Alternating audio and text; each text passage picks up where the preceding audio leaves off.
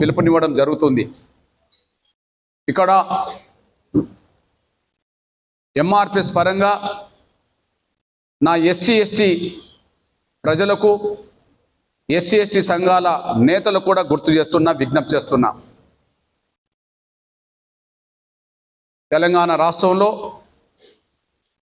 Minimum SC ఎస్టీల ఉమ్మడి జనాభా 30%కు దగ్గరకు వచ్చింది. అదే సమయంలో ప్రస్తుతం అంతకుముందున్న లెక్కల ప్రకారంగానే రాష్ట్రంలో కానీ దేశంలో కానీ జనాభా దామాష పరంగా రిజర్వేషన్లు అమలు జరిగే చట్టాలు ఉన్నాయి. ఈ మధ్య కాలంలో అగ్రకులాల పేదలకు ఈడబ్ల్యూఎస్ రిజర్వేషన్ల పేరుతో తెలంగాణలో రిజర్వేషన్లు 10% అమలు జరుగుతున్నాయి. దేశవ్యాప్తంగా ఎక్కడైనా ఎస్సీ ఎస్టీల జనాభా దామాష ప్రకారంగా రిజర్వేషన్లు అమలు జరగాలి. ఇది చట్టం, రాజ్యాంగం చెప్తున్నది. తెలంగాణ రాష్ట్రంలో అగ్రకులాల పేదల పర్సెంటేజ్ 10% ఉండదు. మొత్తం అగ్రకులాల ప్రజలే మినిమం 10% ఉన్నప్పుడు అందులో పేదలు 50% వేసుకున్నా 5% రిజర్వేషన్లు దక్కాలి. పేదలు 30% ఉన్నా ఒక 3% రిజర్వేషన్లు దక్కాలి అని అగ్రకులాల పేదల పేరుతో పేదరికానికి మించి, జనాభా కంటే మించి ఇక్కడ 10% రిజర్వేషన్లు అమలు జరుగుతున్నాయి. ఇప్పుడు ఈ తెలంగాణ గడ్డ మీద, ఈ తెలంగాణ రాష్ట్ర గడ్డ మీద న్యాయబద్ధంగా వివిధ రంగాల్లో న్యాయమైన వాటా పొందింది ఉమ్మడిగా నా బీసీ సమాజం మాత్రమే. న్యాయబద్ధమైన వాటా పొందకుండా అన్యాయం గురవుతున్నది అది విద్యారంగంలోనైనా, ఉద్యోగ రంగంలోనైనా, ఇప్పటికే అమలు జరుగుతున్న స్థానిక సంస్థల్లో రిజర్వేషన్లైనా తమ న్యాయబద్ధమైన వాటా దక్కలేదు ఇంతకాలం. కానీ కులగణన తర్వాత, కొన్ని సర్వేల తర్వాత తెలంగాణ రాష్ట్ర ప్రభుత్వం సోదరులు ముఖ్యమంత్రిగా రేవంత్ రెడ్డి గారి చొరవతో 42% రిజర్వేషన్లకు శాసనసభ ఆమోదించింది. ఈరోజు తెలంగాణలో ఏ మాట కా మాట వాస్తవాలు చెప్పుకోవాలనుకున్నప్పుడు ఇవాళ ప్రతి పార్టీ కూడా 42% రిజర్వేషన్లకు అంగీకరించే పరిస్థితి నెట్టబడ్డది. ప్రకటన చేసినట్టుగా వార్తలు వస్తున్నాయి. ఈ విషయం స్వాగతించదగ్గది.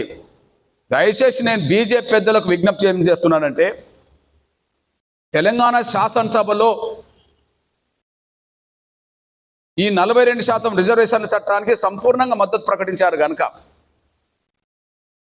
ప్రధాన జాతీయ పార్టీ నాయకత్వమే ఈ దేశాన్ని పరిపాలిస్తున్నది కనుక, ప్రధాన జాతీయ పార్టీ బీజేపీ పార్టీ నాయకత్వమే దేశాన్ని పరిపాలిస్తున్నది కనుక కేంద్ర నాయకత్వాన్ని ఏమాత్రం ఆలస్యం చేయకుండా ఒప్పించి ఇక్కడ 42% రిజర్వేషన్లు ఆమోదం పొందడానికి, అవసరం అనుకుంటే జాతీయ స్థాయిలో బీసీల పర్సెంటేజ్ పెరగడానికి, అందుకు 50% ఏదైతే అడ్డంకి వస్తుందని అంటుండ్రో ఆ అడ్డంకిని అధిగమించడానికి ఖచ్చితంగా పార్లమెంట్లో కేంద్ర ప్రభుత్వంతో బిల్లు పెట్టించే దిశగా బీజేపీ పెద్దలు ప్రధాన చొరవ తీసుకోవాలని చెప్పి నేను విజ్ఞప్తి చేస్తున్నాను. నేను ఇప్పుడు సమస్య పరిష్కారం పార్లమెంటు వైపు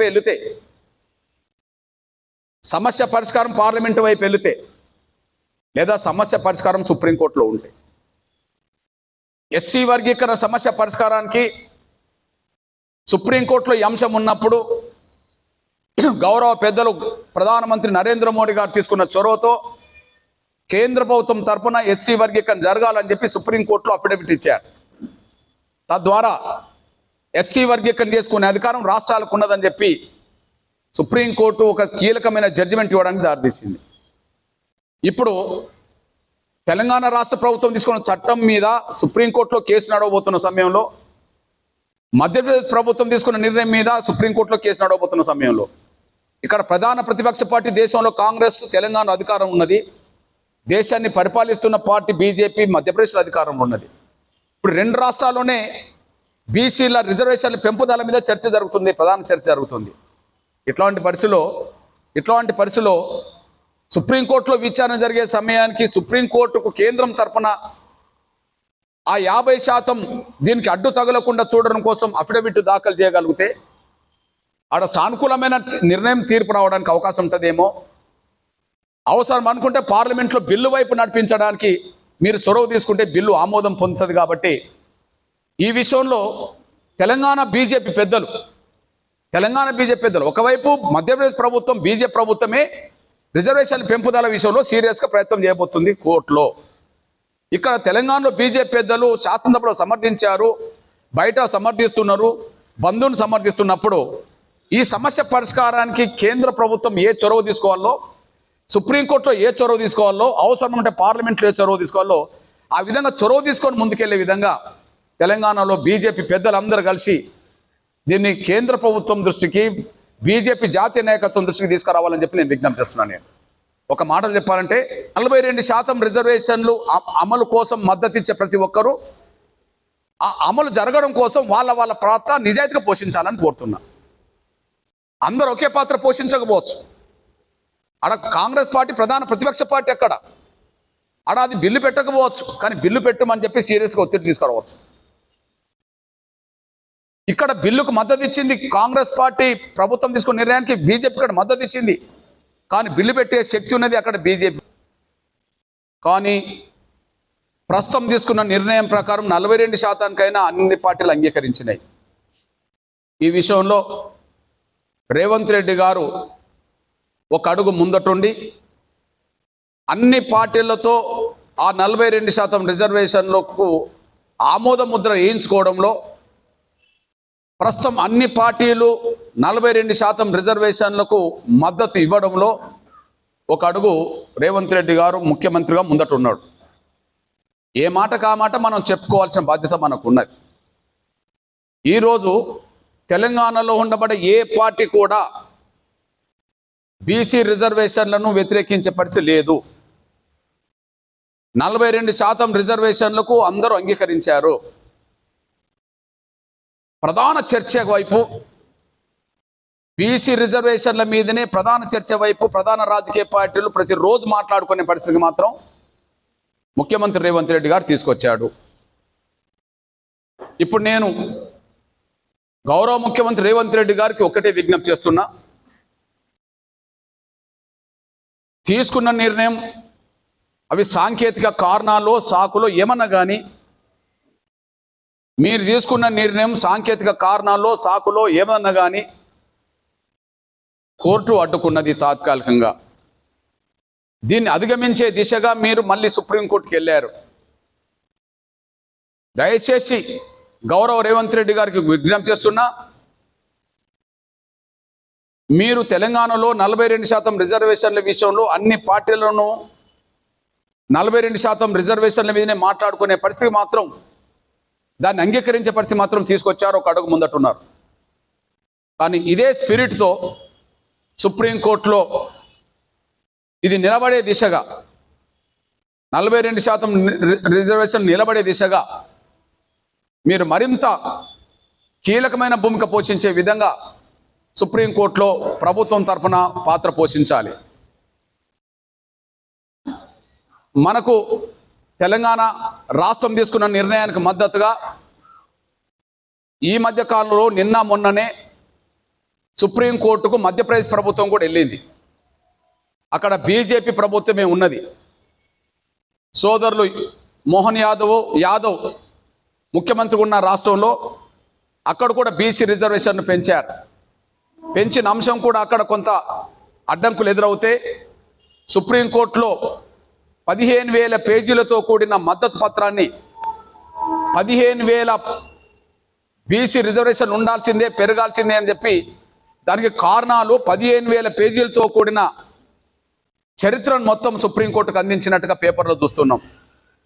అంటే తెలంగాణ ప్రభుత్వం తీసుకున్న నిర్ణయాన్ని, కాంగ్రెస్ ప్రభుత్వం తెలంగాణలో తీసుకున్న నిర్ణయాన్ని ఆటోమేటిక్గా మధ్యప్రదేశ్ ప్రభుత్వం కూడా సుప్రీంకోర్టుకి వెళ్ళింది. అంటే మనకు అదనం బలంగా అక్కడ పనిచేయడానికి అవకాశం ఉన్నది. కాబట్టి సుప్రీంకోర్టులో ఈ 42% రిజర్వేషన్ను పరిరక్షించే దిశగా పాత్ర సీరియస్గా పోషించడం ఒక అంశం అయితే,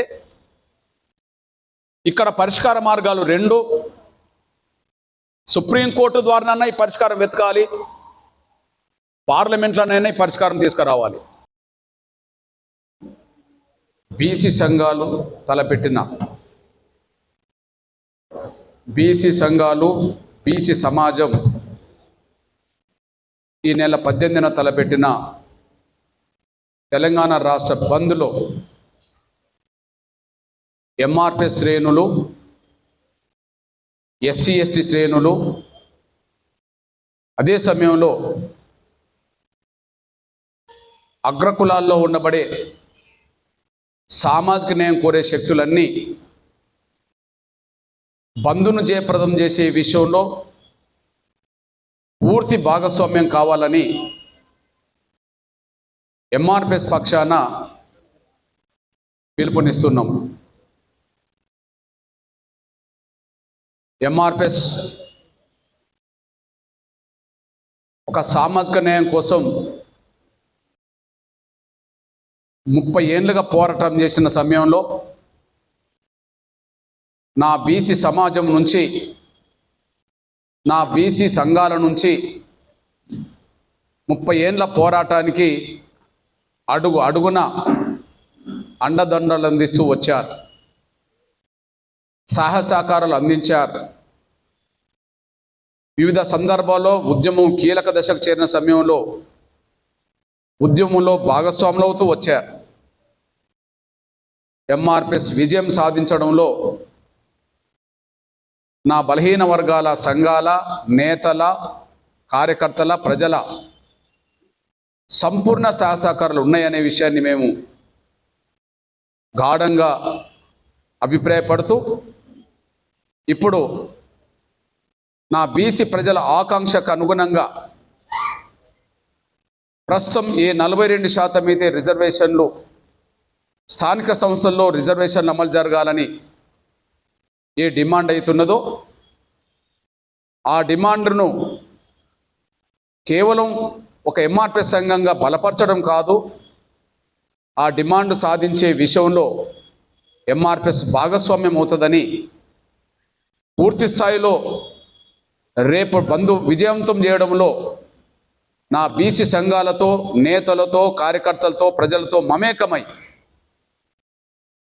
నా బీసీ సంఘాల నేతలతో, కార్యకర్తలతో, ప్రజలతో మమేకమై బంధును సంపూర్ణంగా విజయవంతం చేసే విషయంలో ఎంఆర్పిఎస్ శ్రేణులు తమ వంతు పాత్ర సీరియస్గా పోషిస్తారని చెప్పి నేను స్పష్టం చేస్తున్నాం.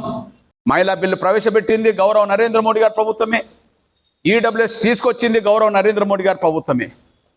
ఆ రెండింటితో పోల్చుకుంటే అత్యంత వెనుకబడ్డ వర్గాల, బలహీన వర్గాల ఆవేదన, ఆకాంక్ష న్యాయం గనక, ఆకాంక్ష న్యాయం గనక తప్పకుండా బీజేపీ పెద్దలు ప్రధాన చొరవ తీసుకోవాలని చెప్పి కోరుతున్నా.